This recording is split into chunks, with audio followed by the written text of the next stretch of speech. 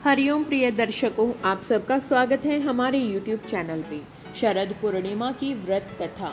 जय श्री कृष्णा, राधे राधे। अश्विन माह के शुक्ल पक्ष की पूर्णिमा को शरद पूर्णिमा कहा जाता है। शरद पूर्णिमा को रास पूर्णिमा भी कहा जाता है। मान्यता है कि शरद पूर्णिमा की रात चंद्रमा 16 कलाओं से परिपूर्ण होकर अमृत की बरसात करता है, इसलिए इस रात में खीर को खुले आसमान में रखा जाता है और सुबह उसे प्रसाद मानकर खाया जाता है।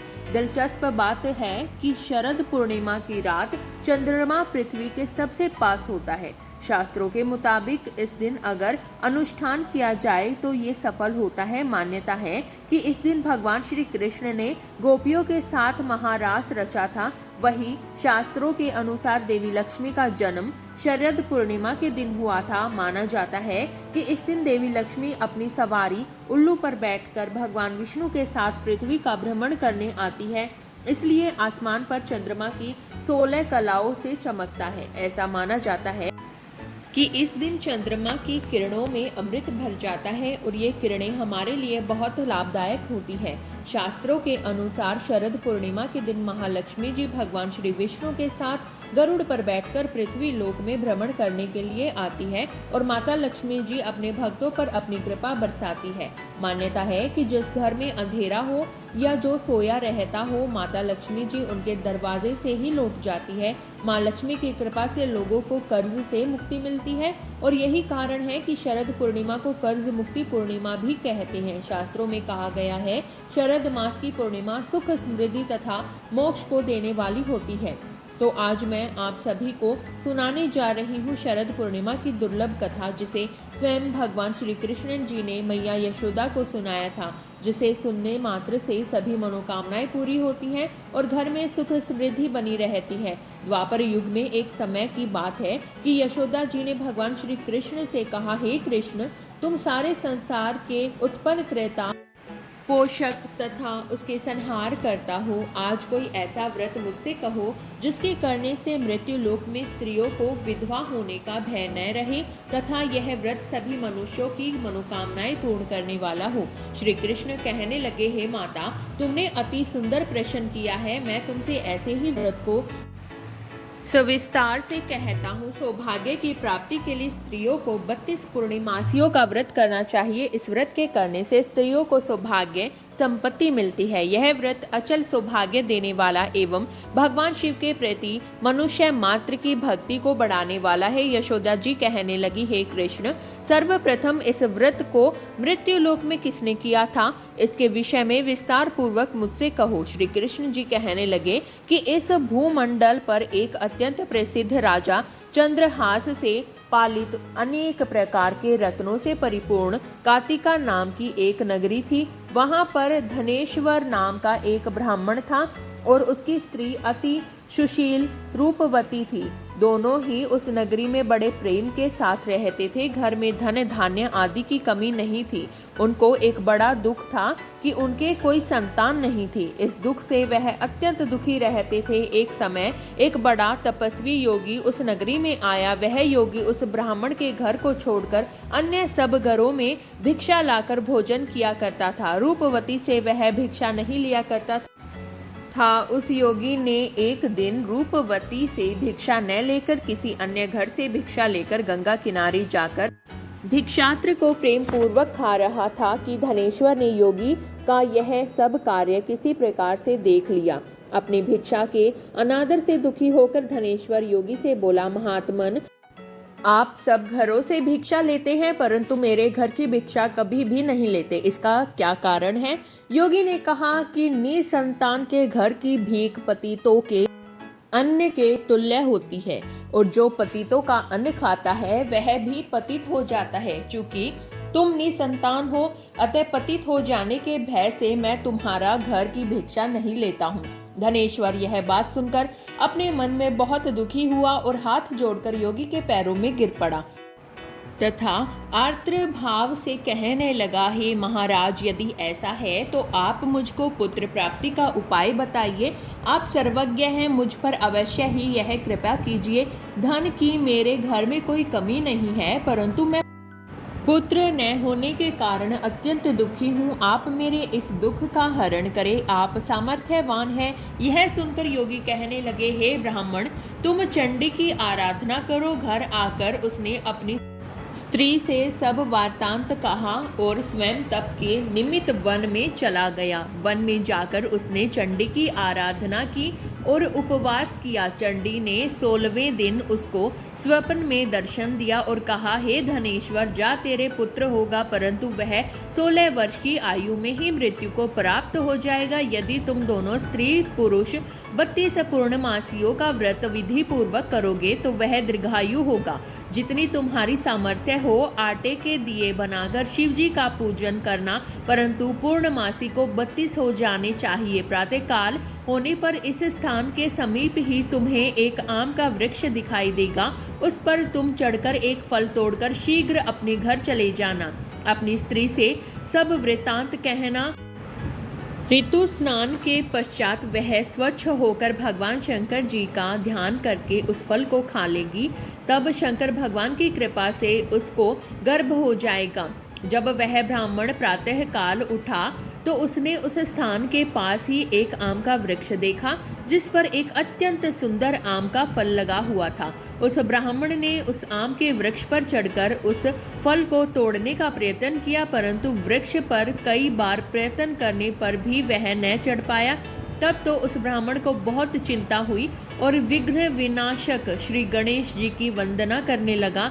हे दयानिधे, अपने भक्तों के विघ्नों का नाश करके उनके मंगल कार्य को करने वाले, दुष्टों का नाश करने वाले, रिद्धि सिद्धि के देने वाले, आप मुझ पर कृपा करके इतना बल दे कि मैं अपने मनोरथ को पूर्ण कर सकूं। इस प्रकार गणेश जी की प्रार्थना करने पर उनकी कृपा से धनेश्वर वृक्ष पर चढ़ गया और उसने एक अति सुंदर आम का फल देखा। उसने विचार किया कि जो वरदान से फल मिला था वह यह है और कोई फल दिखाई नहीं देता। उस धनेश्वर ब्राह्मण ने जल्दी से उस फल को तोड़कर अपनी स्त्री को ला कर दिया और उसकी स्त्री ने अपने पति के कथा अनुसार उस फल को खा लिया और यह गर्भवती हो गई।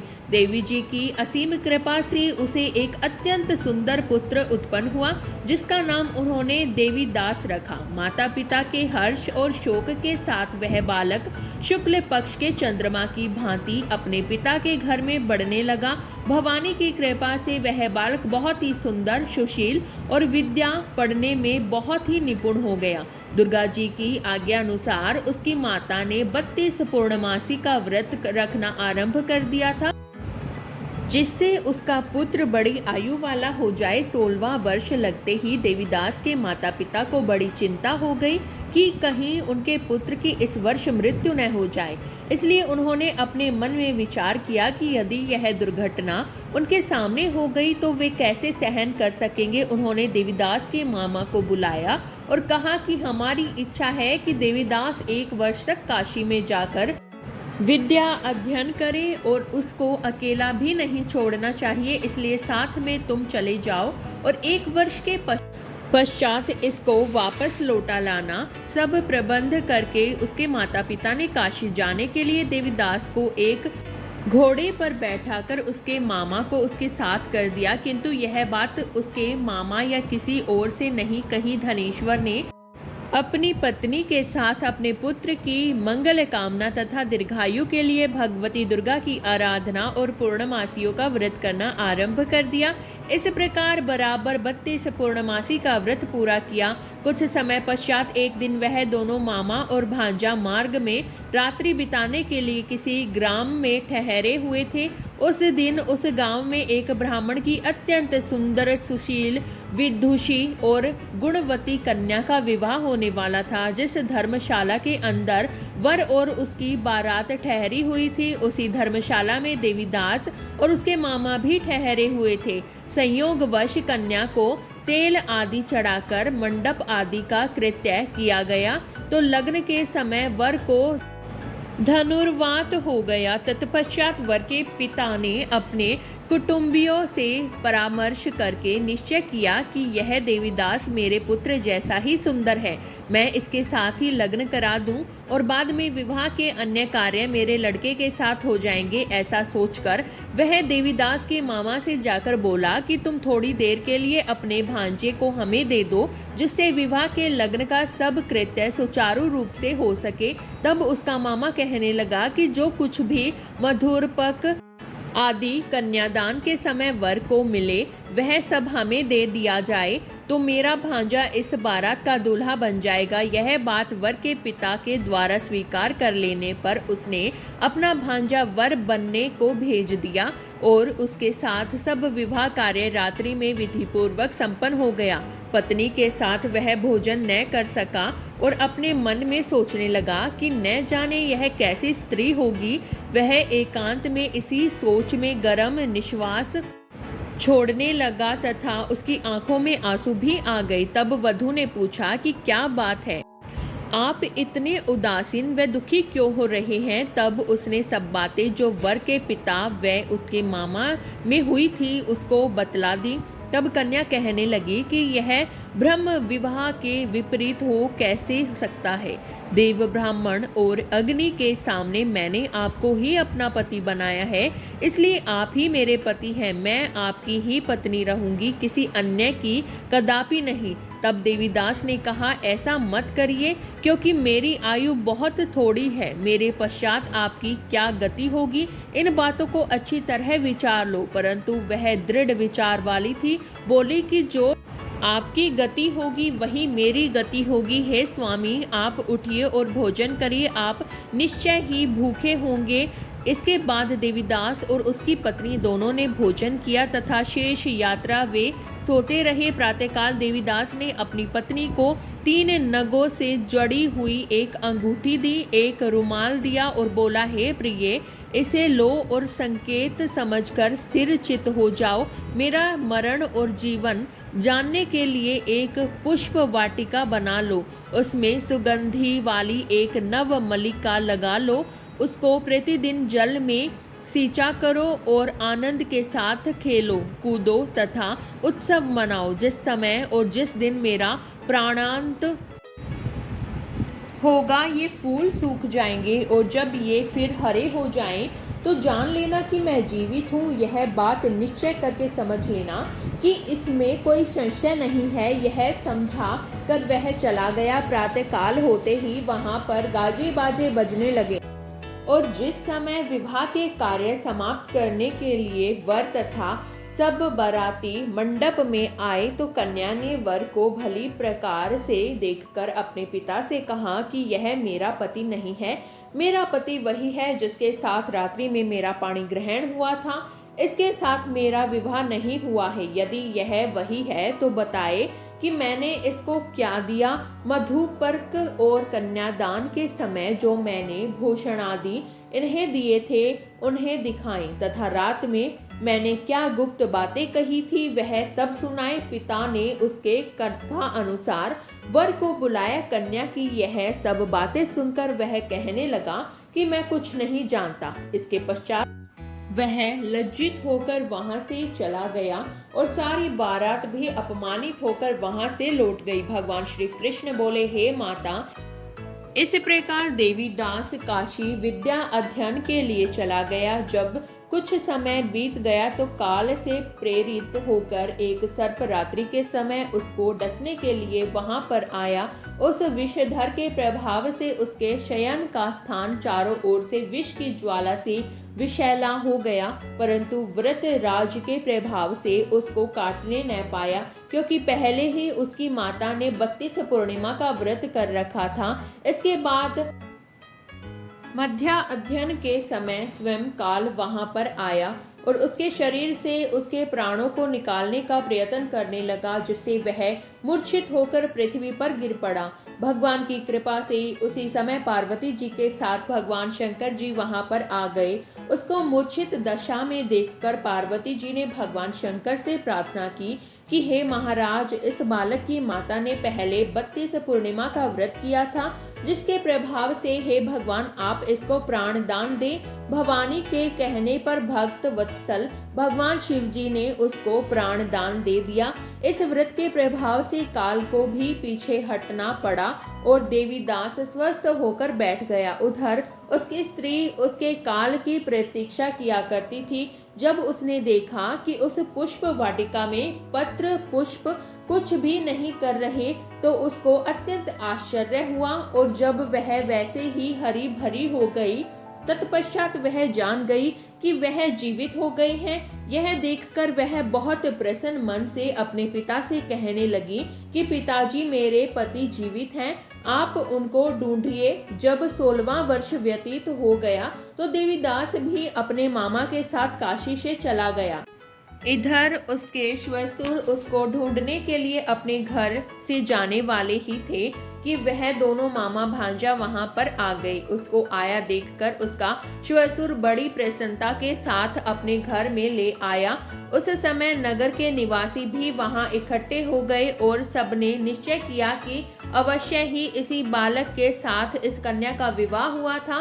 उस बालक को जब कन्या ने देखा तो पहचान लिया और कहा कि यह तो वही है जो संकेत करके गया था।